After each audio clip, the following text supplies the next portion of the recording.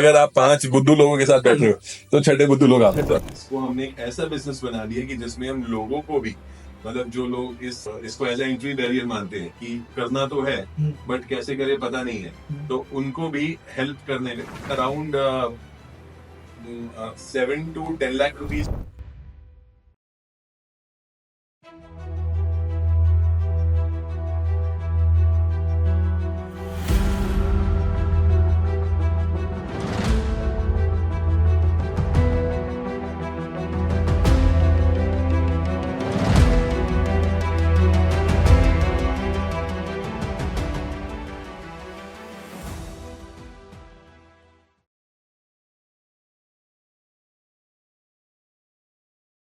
Welcome to podcast with Shashank.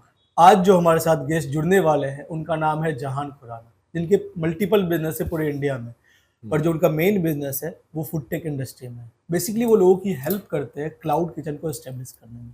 आइए उनसे ही बात करते हैं। Hello sir, welcome sir. Hi Shashank, thank you for having me. Thank you for being here sir. या correct sir, आप अगर हमारे ऑडियंस को अपने बारे में कुछ बताना चाहो। तो बेसिकली आई एम जहान खुराना एंड मैं पिछले 15 सालों से इस एंटरप्रेन्योरशिप की जर्नी में हूँ।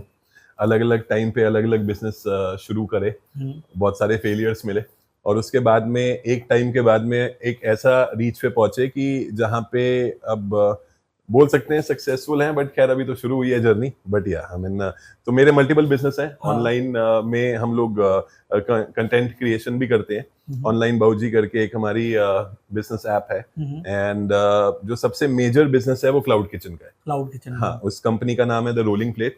सो काफी टाइम से क्लाउड किचन बिजनेस में मतलब मैं और मेरी कंपनी काम कर रही है। तो या दैट्स अबाउट इट। तो सर, क्या क्लाउड किचन, जैसे आपकी क्लाउड किचन बेस्ड कंपनी है, तो आप लोगों की कैसे हेल्प करते हो उस क्लाउड किचन को मतलब इस्टेब्लिश करने में, और क्लाउड किचन को ही आपने एज अ करियर मतलब एज अ प्रोफेशन क्यों चुना? देखिए, क्लाउड किचन थोड़ा सा इजी काम है। मतलब अगर आप आज ये समझें कि अगर आप कोई रेस्टोरेंट खोलते हैं और रेस्टोरेंट खोलने में बहुत सारी एक्सपर्टीज लगती है, क्लाउड किचन खोलने में भी लगती हैं, बट आई थिंक उससे थोड़ी सी कम। आपको एक बड़ी जगह नहीं लेनी, आपको इंटीरियर एक्सटीरियर नहीं करना, आप एक बेसिक 20 बाय 20 के कमरे से अच्छी किचन बना के काम कर सकते हो। तो इसको एज अ अपॉर्चुनिटी आज से 5 साल पहले मैंने देखा और जब ये समझ आया कि अच्छा इसको बड़ा बिजनेस बनाया जा सकता है, तो तब मैंने उसको एंट्री करी 2019 में। प्री कोविड की बात है ये। और उसके बाद विद एवरी ईयर हमने काफी सारी क्लाउड किचन्स ऐड करी। दिल्ली में है हम लोग, बैंगलोर, मतलब बहुत सारी सिटीज में है। एंड उसके बाद इसको हमने एक ऐसा बिजनेस बना दिया कि जिसमें हम लोगों को भी, मतलब जो लोग इसको एज एंट्री बैरियर मानते हैं कि करना तो है बट कैसे करे पता नहीं है, तो उनको भी हेल्प करने में एक फ्रैंचाइज मॉडल निकाल दिया। अच्छा। जो कि काफी लोगों ने बहुत पसंद किया। आप लोगों को फ्रेंचाइज प्रोवाइड करते हो बेसिकली क्लाउड किचन में। सर, क्या क्या चैलेंजेस फेस कर सकते हैं अगर मानो मेरे को बिजनेस स्टार्ट करना हो या फिर मेरे किसी फ्रेंड को बिजनेस स्टार्ट करना हो क्लाउड किचन से रिलेटेड, तो मेरे को क्या क्या चैलेंजेस फेस करनी पड़ सकती है अगर मैं आपकी हेल्प नहीं ले रहा हूँ, मैं खुद के बल पे कर रहा हूँ? हाँ जी, नहीं, मतलब बहुत सारे ऐसे लोग हैं जो अपने खुद के बल पे भी करते हैं और सक्सेसफुल हैं। और तरीका यही है कि पहले आप समझ लो, उसके बाद ही किसी नए बिजनेस में जुड़ो। तो आपने जैसे पूछा कि क्लाउड किचन के अंदर क्या क्या चैलेंजेस हैं, तो बहुत सारे चैलेंज हैं। मतलब आपको स्पेस लेने से लेके इक्विपमेंट कौन सा लेना है और किस तरीके से लेना है वो, उसके बाद में स्टाफ रखना है। आप स्टाफ पे डिपेंडेंट हो। आज आपका शेफ है, कल नहीं है, तो कैसे खाना बनाओगे? अभी और बिजनेस में जो कि ट्रेडिंग होती है, जैसे होता है जिसमें आपने सामान उठाया और आगे दे दिया, वो आप कर सकते हो। आप फूड खुद नहीं बना सकते, राइट? तो उस केस के अंदर शेफ डिपेंडेंट वर्क है। अगर आप खुद खाना नहीं बनाना जानते तो एक ये चैलेंजिंग काम है। हमें बचपन में सिखाया जाता है कि आप पहले एमबीए करो, बिजनेस एडमिनिस्ट्रेशन में जाओ, उसके बाद फिर कोई काम में एंट्री करो, मतलब जो सही तरीका है। बहुत सारे लोग इससे ऐसा करते हैं, बहुत सारे नहीं भी कर पाते, बट खैर, तो फूड बिजनेस भी ऐसा ही है। या तो आपने पढ़ाई की हो। I get a lot of parents जो बोलते हैं कि हमने अपने बच्चों को या कुछ काम शुरू करवाना है, तो क्लाउड किचन ही क्यों नहीं? तो मैं उनको बोलता हूँ कि या तो इन्होंने होटल मैनेजमेंट किया हो, या कोई आपको फूड बिजनेस का आइडिया हो जिससे कि आप उसको गाइड कर सको अपने बच्चे को। नहीं तो ये बड़ा मुश्किल प्रोपोजिशन है। अच्छा। मतलब आपने खोल भी लिया और नहीं भी चला, तो एक तो पैसे का लॉस तो है ही, टाइम का भी लॉस है, बट जो अभी नया अपना करियर शुरू कर रहा है उसके लिए भी एक बहुत बड़ा मोटिवेशन का नेगेटिव पॉइंट आ जाता है कि पहला बिजनेस ही नहीं चल पाया। अच्छा। 70% रेस्टोरेंट क्लाउड किचन, 70 शायद चेंज हो चुका है, इससे थोड़ा सा अभी 5-6% कम है, तो 65% cloud kitchen restaurant food business पहले साल में बंद हो जाते हैं। बंद हो जाता है। हाँ, मतलब ये बाहर से बहुत अच्छा लगता है कि 2 रुपए का समोसा है, 10 का बिकता है, मैं भी करूंगा। हाँ। बट जब आप अंदर घुसते हो तो उसके अंदर वेस्टेज भी है, नहीं बिका तो उसका वो कहीं ना कहीं बैलेंस शीट पे जा ही रहा है। सही बात है। और कभी टेस्ट अच्छा नहीं आया, हाँ। चलते हुए बिजनेस शेफ के जाने से या कुछ लेफ्ट राइट होने से बंद हो जाते हैं। तो ये बहुत चैलेंजिंग बिजनेस है।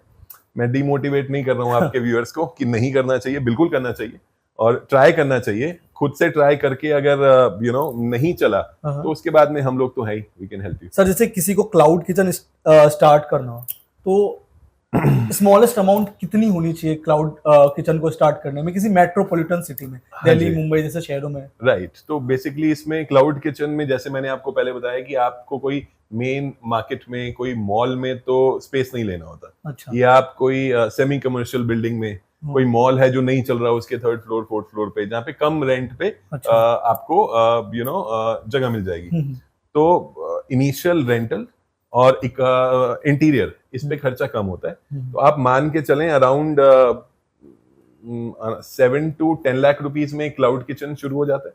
7 to 10 लाख रुपीज में? हाँ, ये एक मिनिमम इन्वेस्टमेंट होती है। अच्छा। एक प्रॉपर क्लाउड किचन शुरू करने की। हाँ। बट मैं हमेशा बोलता हूँ, लोग नहीं बताते कि एक तो इन्वेस्टमेंट हो गई, एक वर्किंग कैपिटल का बहुत बड़ा रोल होता है। अच्छा। एक्सक्यूज मी, कि आपने इन्वेस्टमेंट तो कर दी, आज आपका क्लाउड किचन शुरू तो हो गया, हाँ। बट क्लाउड किचन में ऑर्डर्स जनरली जोमेटो स्विगी से आते हैं। अच्छा। जोमेटो स्विगी आपको 1 वीक बाद पेमेंट सिर्फ जोमेटो स्विगी से ही ऑर्डर आते हैं? हाँ, अगर कोई इंसान अपना वेबसाइट बना ले या सोशल मीडिया के थ्रू सेल आउट करना चाहे? कर सकते हैं, फिर उसका और एक्सपेंस है। अच्छा। मतलब ऐड ऑन हो जाता है, कर तो सकते ही हैं। ऐसा भी हो सकता है कि आप अपनी एक ऐप बना लो, अपनी राइडर रख लो। करेक्ट। बट देन अगेन वो इन्वेस्टमेंट तो ऐड ही होगी ना। या तो आपका केपेक्स बढ़ जाएगा, कैपिटल इन्वेस्टमेंट, या ओपेक्स बढ़ जाएगा, ऑपरेशन एक्सपेंसेस। आपके मान लेते हैं कि 8 लोग या 6 लोग काम करते हैं आपकी क्लाउड किचन में, 2 राइडर भी रख लिए तो 8 हो जाएंगे, सैलरी बढ़ जाएगी। तो शुरुआत में रिकमेंडेशन नहीं होती। अच्छा। शुरू में आप अपना जोमेटो स्विगी के साथ में काम शुरू करो। Once the business get successful, थोड़ा सा लाइन पे आ जाए, पटरी पे आ जाए बिजनेस, पहले 6 महीने 1 साल में, उसके बाद में आप अपनी ऐप से, वेबसाइट से, कहीं से भी ऑर्डर ले सकते हो। सर ज्यादा प्रॉफिटेबल कौन सा बिजनेस है? एक जो ट्रेडिशनल रेस्टोरेंट हम करते हैं जिसमें गेस्ट बेसिकली आते हैं हमारे पास खाने के लिए, या क्लाउड किचन?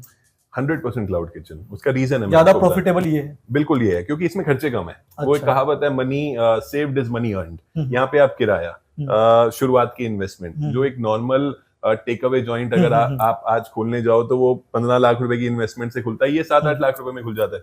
तो आप एक पैसे भी बचा रहे हैं, आपका रिस्क कैपिटल भी कम हो गया, आपने कम इन्वेस्टमेंट करी, बट चलाने का जो थीम है रेस्टोरेंट और क्लाउड किचन वो काइंड ऑफ सेम ही है, क्योंकि आपको स्टाफ को भी कंट्रोल करना है, खाना तो बनाना ही है ना। अच्छा खाना बनाओगे तभी तो सही बात है। टेस्ट इसमें बहुत ज्यादा मेरे को लगता है। फूड की जो बिजनेस का जो नींव है वो टेस्ट ही तो है। टेस्ट होता है। उसके बाद आ गया प्रमोशन। अभी क्या है, रेस्टोरेंट में तो आप अच्छी सर्विस या अच्छे एम्बियंस के पीछे छुप सकते हो। क्लाउड किचन में नहीं छुप सकते। क्लाउड किचन में तो फूड इज योर हीरो।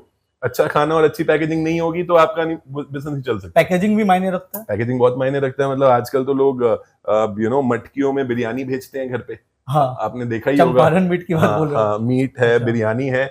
मुझे डर है लोग चांदी के उसमें ना भेजने लग जाए। कंपटीशन ऐसा चल रहा है। हो सकता है आने वाले टाइम में हमें चांदी के मटके में मिलने लगे। दुबई में तो लोग कुछ आउटलेट्स हैं जो ड्रोन से डिलीवरी कर रहे हैं।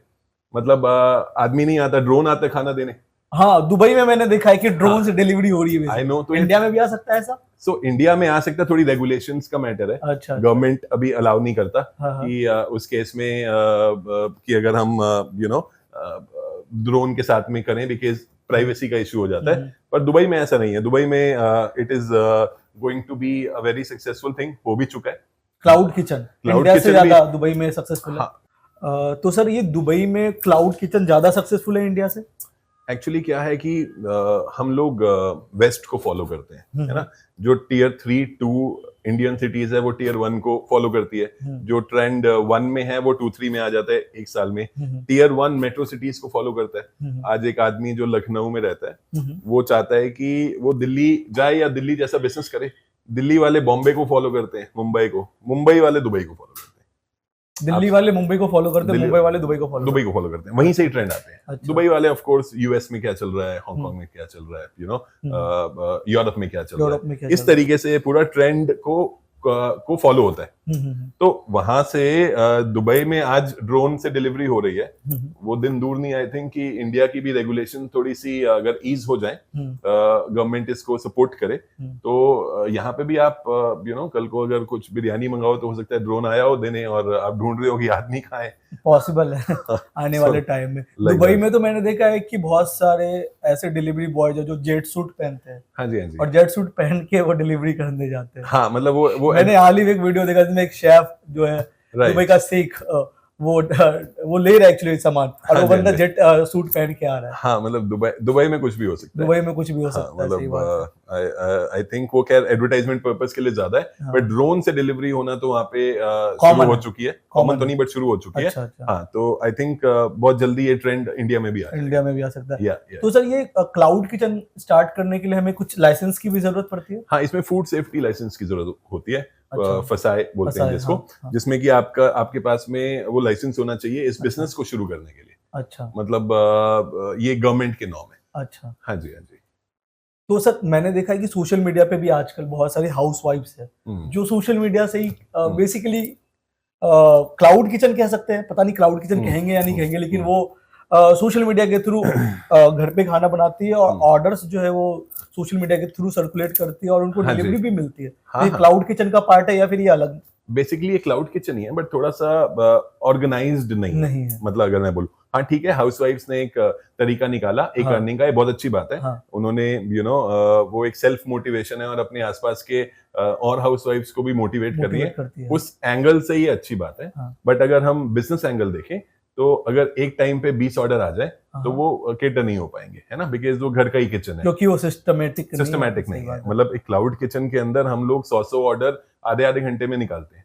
तो उस केस में मतलब एक पूरा प्रोसीजर है, ऑर्डर आया, सिस्टम पे रिसीव हुआ, केओटी होता है वो, स्लिप जो प्रिंटर में से निकलती है, उस पे ऑर्डर होता है। वो चारों, अगर 4 डिपार्टमेंट हैं, इंडियन, चाइनीज, कॉन्टिनेंटल और बेवरेज, तो चारों डिपार्टमेंट पे उनके हिसाब से वो केओटी चला जाता है। अच्छा, मतलब अगर 10 आइटम आई एक ऑर्डर के उसमें, तो अगर 2 इंडियन के तो इंडियन वाले डिपार्टमेंट में किचन में खाली वो 2 आइटम का केओटी प्रिंट हो जाएगा। इस तरीके से 15 मिनट के अंदर ये पूरा 10 आइटम वाला खाना भी काउंटर पे आ जाता है। ये काम घर से नहीं हो सकता। ये ऑटोमेशन है बेसिकली, हाँ, मतलब सॉफ्टवेयर के थ्रू होता है। आपके सिस्टम में ऑर्डर्स आए, वो अलग-अलग क्यूटीज में अलग-अलग सेक्शन में चले जाते हैं। एक ऑर्गेनाइज्ड वे है काम करने का, क्लाउड किचन चलाने का, वो घर पे नहीं हो सकता, वो घर पे पॉसिबल नहीं है। हाँ, ये जरूर है कि उन्होंने घर से शुरू किया, में भी बहुत अच्छे ऑर्डर्स आ जाए तो कल को वो इसको एक जगह लेके ऑर्गेनाइज्ड वे में करे, तो घर पे लाइसेंसेस भी नहीं मिलते। फूड सेफ्टी लाइसेंस अगर हो तो वो घर पे नहीं मिलते। तो एक ये बस तरीका है एक काम नया शुरू करने का, which is good for them, मतलब वो अलग बात है। बट जो ऑर्गेनाइज सेक्टर अगर आप बोलोगे, जो कि आप आज एक क्लाउड किचन है, कल को आपने 5 क्लाउड किचन खोलना है, तो ऐसा सिस्टम आज हमारी ऑलमोस्ट 40 क्लाउड किचन है आपकी खुद की है ऑल ओवर इंडिया में। और हम लोग actually multi branded cloud kitchen चलाते हैं। वो क्या है इसका मतलब ये हुआ कि एक ही किचन से हम इंडियन का, चाइनीज का और बाकी कुजीन का भी ब्रांड्स चलाते हैं। अच्छा, जो कि डिजिटल फूड कोर्ट आप बोल सकते हो उसको।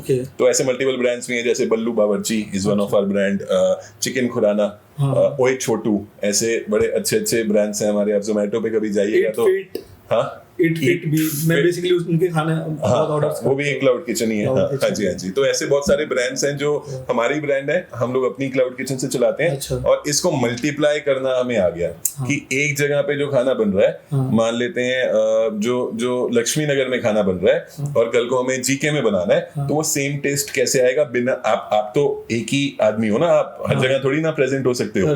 बट अगर एसओपी बन गया, स्टैंडर्ड ऑपरेटिंग प्रोसीजर, तो वही सेम टेस्ट जीके में भी मिलेगा, लक्ष्मी नगर में मिलेगा, और कल को मुंबई खुल रहा है तो अंधेरी में मिलेगा। अच्छा जी।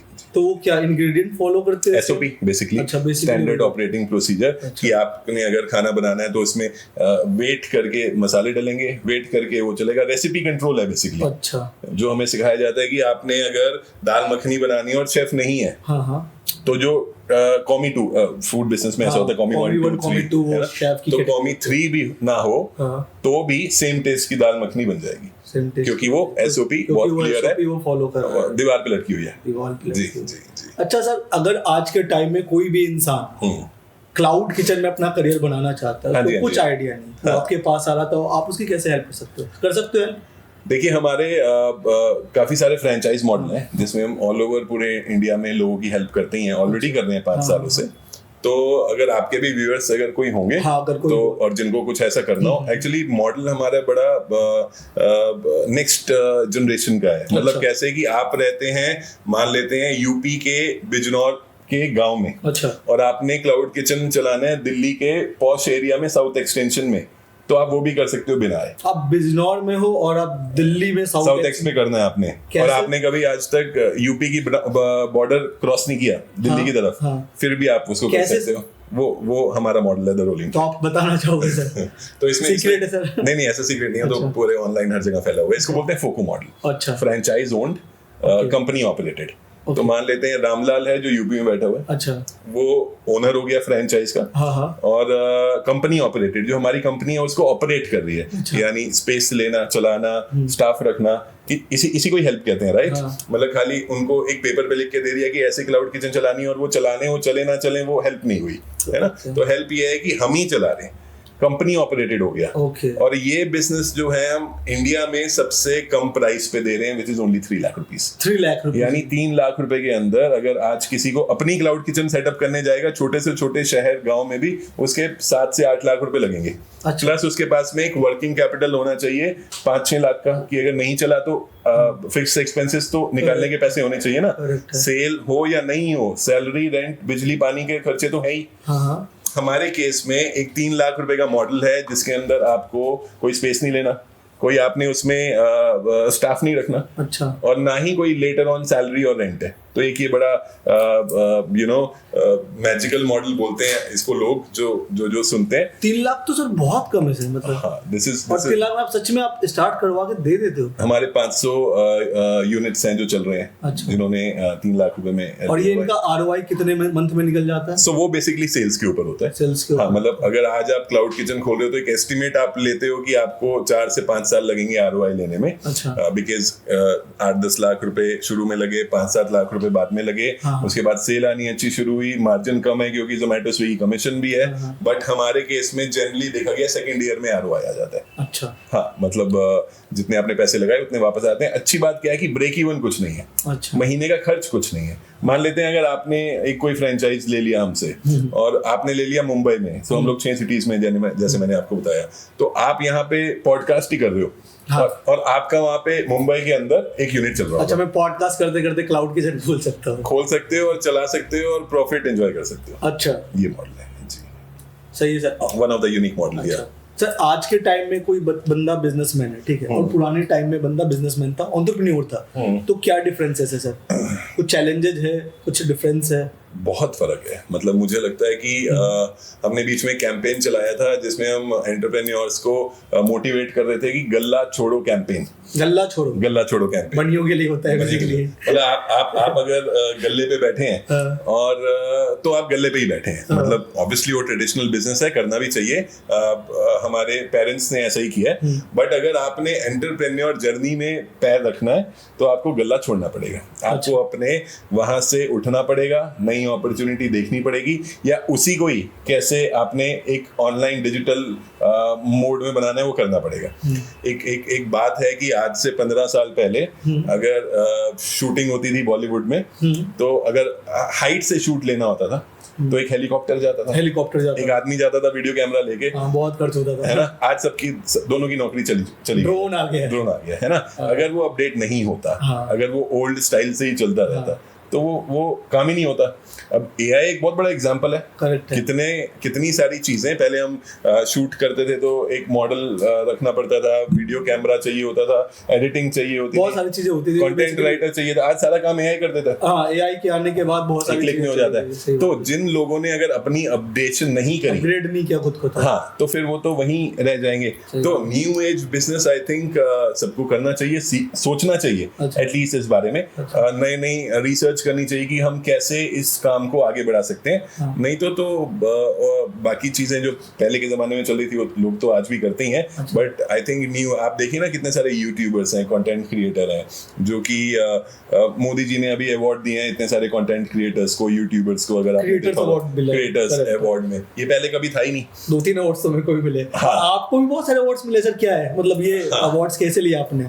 क्लाउड किचन से रिलेटेड मिले या फिर क्या है? तो क्योंकि मेरा मल्टीपल बिजनेस है, जैसे तो अलग अलग जगह पे I do some social work also sometimes, तो बहुत सारी कैटेगरी के उसमें अवार्ड है। एनजीओ चलाते हो? नहीं, एनजीओ नहीं चलाते। हम लोग CSR एक्टिविटीज करते हैं। जैसे जब भी मेरी कोई भी कंपनी का कोई एनिवर्सरी होती है, एज इन वो टाइम पूरा होता है, जैसे 1 साल हो गया, 2 हो गया, 5 हो गया, तो उस टाइम पे I do some social service.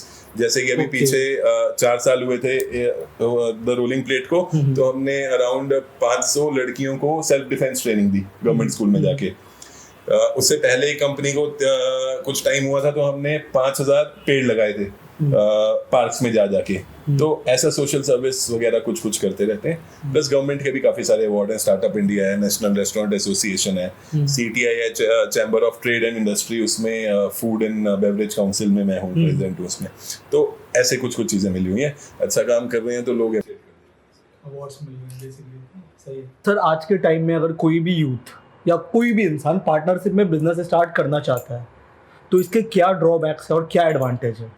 देखिए, पार्टनरशिप का काम वैसे तो अच्छा है। मतलब बहुत सारे कंपनीज में ऐसे फाउंडर्स देखे गए हैं कि एक आदमी को एक काम आता है, दूसरे को दूसरा आता है, दोनों ने मिलके अपना जुगलबंदी करी और काम शुरू कर दिया। मेरी भी एक कंपनी में ऐसा ही है। जो मेरे पार्टनर है वो अपना ऑपरेशंस का काम देखते हैं सारा, chef control and all that, SOPs बनाना। मेरा काम मार्केटिंग, सेल्स, ग्रोथ का रहता है। तो हम दोनों ने अपनी अपनी एक्सपर्टीज एक लाइन पे डाली और हमारे बीच में एक बहुत क्लियर कम्युनिकेशन है कि आप मेरे स्पेस में नहीं आएंगे और मैं आपके स्पेस में नहीं आऊंगा अनटिल अनलेस कोई इमरजेंसी हो कि हमें डिस्कशन चाहिए वीकली। उस पर अगर डिस्कशन में बैठ रहे हैं तो अलग बात है, रोज के टाइम में हम ऐसा काम नहीं करें। तो बेसिकली क्लियर कम्युनिकेशन जरूरी है एक पार्टनरशिप में। Correct, clear communication I think ये पहली चीज है जो होनी चाहिए एक पार्टनरशिप में। ये बहुत जरूरी है। एक्चुअली पार्टनरशिप बिजनेस की हो या लाइफ की हो, बात एक ही है। मतलब जैसे लाइफ में आप अपने लाइफ पार्टनर के साथ होते हो, हस्बैंड वाइफ के साथ में, तो अगर क्लियर कम्युनिकेशन नहीं है तो मतलब डिफरेंसेस आ जाते हैं। जैसे एक छोटा सा एक किस्सा है, वो भी बता देता हूँ। मतलब थोड़ा ऑन अ लाइटर साइड कि एक हस्बैंड वाइफ होते हैं, उसमें उनकी लड़ाई कभी नहीं होती। अच्छा। तो उनके दोस्त पूछते हैं कि यार पूरी दुनिया की हस्बैंड वाइफ की लड़ाइयाँ हो रही हैं, आप के बीच में नहीं होती, ऐसा सीक्रेट क्या है, हमें भी बताओ। तो बोलते हैं हमारा कम्युनिकेशन बहुत क्लियर है। मतलब हमने पहले ही डिसाइड कर लिया है कि जितने भी बड़े डिसीजन होंगे वो मैं लूंगा। अच्छा। और जो छोटे छोटे डिसीजन होंगे वो ये ले लेगी। अच्छा। तो उसके दोस्त पूछते हैं जैसे फॉर एग्जांपल, तो कहते हैं कि बच्चे कौन से स्कूल में जाएंगे, अच्छा। हम कौन सी हॉलीडे पे जाएंगे, फ्यूचर में म्यूचुअल फंड में कहाँ डालना है, वो सब ये ले लेती है। अच्छा। और जो बड़े डिसीजन है जितने भी, जैसे कि अमेरिका और सीरिया की लड़ाई रुकनी चाहिए कि नहीं, इंडिया पाकिस्तान के रिश्ते कैसे ठीक होंगे, वो बड़े डिसीजन लेता है। तो हमारा एकदम क्लियर है, 20 साल हो गए और उनके बीच में लड़ाई नहीं होती। सही बात है। सो मतलब ऐसा ही, मतलब ये थोड़ा सा एक फनी पॉइंट हो गया। बट अगर इसकी डेप्थ देखें तो क्लियर कम्युनिकेशन एक बहुत जरूरी काम है। अगर आप अपने एक्सपर्टीज को लेके अगर एक रास्ते पे चल पड़ो आपस में क्लियर कम्युनिकेशन करके, तो आई थिंक पार्टनरशिप बहुत अच्छी चीज है। अच्छा सर, आज के टाइम में जैसे कि सेम कॉलेज में पढ़ने वाले बहुत सारे बच्चे होते हैं, कुछ लाइफ में बहुत अच्छा कर जाते हैं, कुछ लाइफ में उतना खास नहीं करते, कुछ बहुत बुरा करते हैं। ऐसा क्यों होता है? देखिए, मतलब इसके बहुत सारे रीजन हो सकते हैं, बट मुझे लगता है कि एक प्राइम रीजन ये भी है कि कंपनी मैटर्स। आपके तो एक बहुत स्कॉलर हैं यूके के, ब्रिटिश टाइम के, तो वो बोलते हैं कि show me your friends and I will show you your future. तो इससे बहुत पता चलता है कि आप किन के साथ बैठ रहे हो। मतलब अगर आप 5 समझदार आदमी के साथ बैठ रहे हो तो छठे समझदार आदमी आप बन जाओगे। अगर नहीं भी हो तो और अगर आप 5 बुद्धू लोगों के साथ बैठ रहे हो तो छठे बुद्धू लोग आप बन जाओगे। बेसिकली हमारे यहाँ कहावत भी तो संगत से कुछ संगत हाँ, बिल्कुल। तो ये वही है, मतलब आपकी कंपनी बहुत मैटर करती है। तो आप देखेंगे भी जो बहुत अच्छा काम आज के टाइम पे कर रहे हैं, उनका सर्कल भी वैसा ही है। मतलब एक दुबई में एक बुकाटी क्लब है, तो यानी जिन लोगों के पास में बुकाटी ओनर्स हैं जिन जिन लोगों के पास में, वो उनका एक ग्रुप बना हुआ है। अच्छा। और वो महीने में एक बार मिलते हैं और वो मिलियन बिलियन डॉलर्स की बातें होती हैं। हाँ। उसमें ऐसी ऐसी बातें होती हैं कि मतलब मेरे को उस कंपनी को बंद करवाना है, शुरू करवाना है। हाँ। या हम गवर्नमेंट से कैसे हेल्प ले सकते हैं, तो मैं जानता हूँ उसके थ्रू हो जाएगा। तो ऐसे आपको एक्सेस मिल गया बहुत सारी चीजों का। तो जो वैल्यू है, लोग समझते हैं कि यार उसने 2 करोड़ रुपए की गाड़ी ले ली, क्यों ले ली, इतने में तो घर आ जाता है। एक थिंकिंग नॉर्मली, बट उसकी थिंकिंग ही अलग है। वो सोच रहा है कि कैसे 2 करोड़ की जो बुकाटी ली है उससे मैं 200 करोड़ रुपए का काम करूंगा। इसमें सर्कल बहुत मैटर करता है बेसिकली। कंपनी, आपके आसपास के लोग, आप किन की बातें सुन रहे हैं, किन की बातें मान रहे हैं, ये बहुत इंपॉर्टेंट है। तो मुझे लगता है ये one of the prime reason है। सर, आपके लिए सक्सेस के क्या मायने हैं? कोई भी इंसान आपकी नजर में सक्सेसफुल कब है और कैसे है? देखिए, सक्सेसफुल होना सिर्फ ये नहीं होता कि आपके पास में आज जो आप सोचते थे वो आपने अचीव कर लिया, मटेरियलिस्टिक थिंग, तो आप सक्सेसफुल हो गए। बहुत सारे लोग जिनके पास काफी पैसे भी हैं, वो भी खुश नहीं है आज के टाइम पे। तो इंडिया में कहावत है कि जहाँ पे लक्ष्मी होंगी वहां सरस्वती नहीं होंगी एक घर में। जहाँ सरस्वती होंगी वहां लक्ष्मी नहीं होंगी। यानी इसका मतलब अगर आपको जहाँ लक्ष्मी होगी वहां सरस्वती नहीं होगी। सरस्वती इसका मतलब ये हुआ कि जहाँ पे पैसे होंगे तो वहां पे उस हिसाब से उतनी सोच नहीं होगी कि इसको कहाँ खर्चे, क्या नहीं करेंगे। हर जगह पे नहीं होता। एक कहावत के रूप में पुराने लोग बोल के गए, जहाँ सरस्वती होगी, यानी कि पढ़ाई लिखाई और वो सब ज्यादा होगा, तो उनका फोकस वही होगा, पैसे के ऊपर नहीं होगा। तो इस तरीके से कहावत है। तो अगर जिनके पास में दोनों चीजें हैं, वो आई थिंक सक्सेसफुल है। और इस सक्सेस में मिलने में बहुत सारी चीजें खोनी पड़ती हैं ऑन द वे अप। आप इतनी सारी चीजों पे जो आप सोचते थे उन सबको उनका कुर्बानी देनी पड़ती है, और तब आके आपके पास में एक चीज अचीव होती है। तो अगर आपको रूल ऑफ सक्सेस पता चल जाए, वे टू सक्सेस पता चल जाए, तो I think that is more important. तो जैसे बोलते हैं कि जर्नी ज्यादा इंपॉर्टेंट है बजाय कि आपकी डेस्टिनेशन से ज्यादा इंपॉर्टेंट जर्नी है। तो अगर आपको जर्नी दिख गई तो कल को अगर आपकी डेस्टिनेशन खो भी जाए, आप फिर से ढूंढ लोगे। हाँ, तो ये मेरे हिसाब से आई थिंक सबसे प्राइम चीज है आज के यूथ के लिए। आज के यूथ को आप क्या मोटिवेशन देना चाहोगे? कोई भी इंसान अगर अपने जिंदगी से डिमोटिवेटेड है, उसको कुछ समझ में नहीं आ रहा है कि कहाँ जाए कहाँ नहीं जाए, क्योंकि आप एक सक्सेसफुल एंटरप्रेन्योर हो, आप लाइफ में बहुत अच्छा कर रहे हो, और कोई यूथ लाइफ में अच्छा नहीं कर रहा है, वो एक मोटिवेशन की तलाश में, आप उसको कैसे मोटिवेट करोगे? मुझे लगता है कि आप अगर गिर गए हो तो आपको खड़े होना पड़ेगा, और कोई ऑप्शन नहीं है। इंस्टाग्राम पे, फेसबुक पे लोगों को देख के और आप डीमोटिवेट हो रहे हो कि उनके पास ये है, मेरे पास ये नहीं है, तो ये बिल्कुल खराब बात है। Jealousy is the death of Joy, ऐसा बोला जाता है कि आप अपने में सेल्फ सफिशिएंट हो। आज आपके पास में 10 रुपए हैं और सामने वाले के पास में आपको नहीं पता 50 रुपए हैं, तो आप खुश रहोगे। जैसे ही आपको पता चलता है आप सामने वाले के पास 50 रुपए हैं, तो आप बोलते हो मेरे पास क्यों नहीं है। तो ये मोटिवेशन से हटके जेलसी वाला पॉइंट है। मुझे लगता है आप सेल्फ सफिशिएंट हो। आज अगर आप का टाइम सही नहीं है तो उसको ठीक बनाओ। यू आर आज के यूथ के लिए यही मेरी मैसेज है, बहुत क्लियर, कि गेट अप, अपने बिस्तर से उठो, काम पे चलो और मेहनत करो। और मेहनत और किस्मत छोटा और बड़ा भाई है। जो मेहनत करता है उसी की किस्मत चलती है। किसी की किस्मत अच्छी हो और मेहनत नहीं कर रहा तो वो कुछ भी नहीं कर रहा। तो I think this is the time, get up from your bed and go to work. Basically जब आपको लगे कि आप गिव अप करने वाले हो और आपको लगे कि आप गिव अप आप गिव अप कर देना चाहिए, तब आपको अपने मन में एक बात कहना चाहिए कि एक चांस और आप अपने आप को एक चांस दो, और ट्रस्ट मी, वो आपका विनिंग पॉइंट होगा। आज का एपिसोड हम यहीं पे रोकते हैं। आशा करते हैं कि आपको ये वाला एपिसोड मजा आ गया होगा सुन के, बहुत सारी चीजें सीखने को मिली हो। और thank you so much sir, हमारे शो में आए और हमारे यूथ को बहुत ज्यादा मोटिवेट किया हमने। My pleasure. तो thank you so much. Thank you.